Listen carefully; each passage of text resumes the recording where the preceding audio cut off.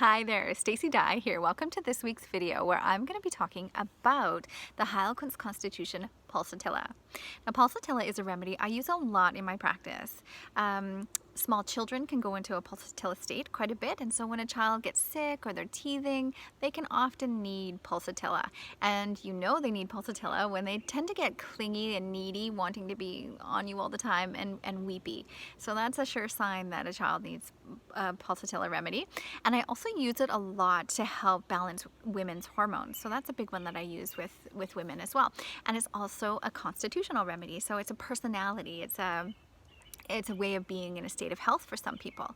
And so a pulsatilla constitution is a very warm constitution, a more of an emotional constitution than an intellectual one.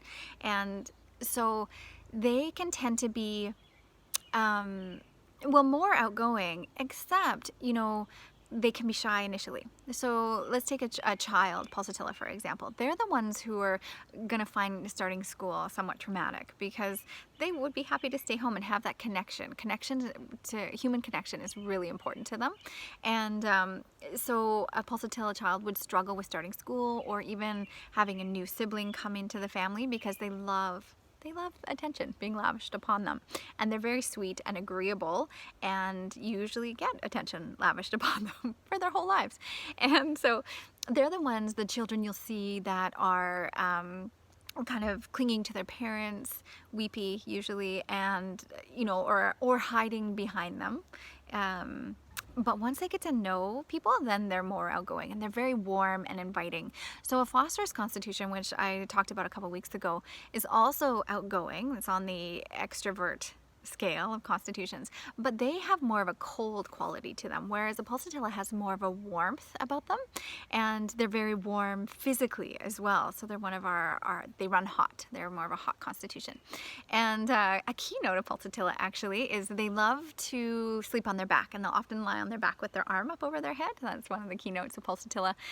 And so pulsatilla is very, like I said, very sweet and agreeable, and they just have a lovely demeanor, and they can be they're very sensitive.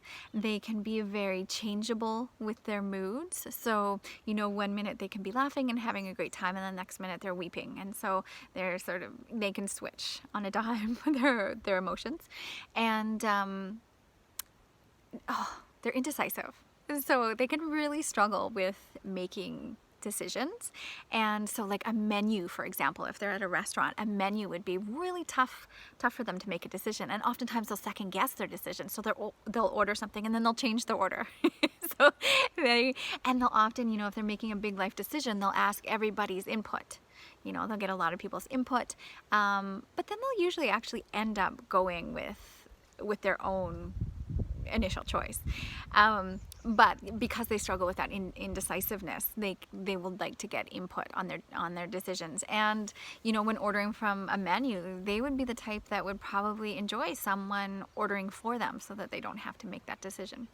And they often will sort of they're very affectionate, and they'll lavish attention and be very agreeable and affectionate so that somebody can take care of them. They like to be taken care of. And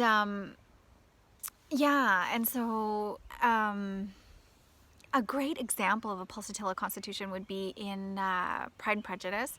So if you've read the book Pride and Prejudice or watched the movie that came out probably 2005, maybe 2007 with Keira Knightley.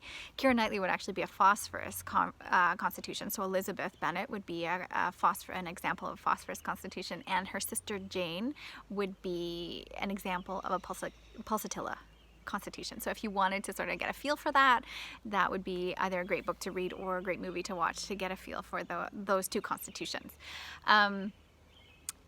So that's pretty much pulsatilla in a nutshell. And so next week I'm going to be covering the Constitution Lycopodium. So if you haven't done so already, subscribe to my channel and you will get that video. So I hope you enjoyed this and have a great night, and I will see you next week.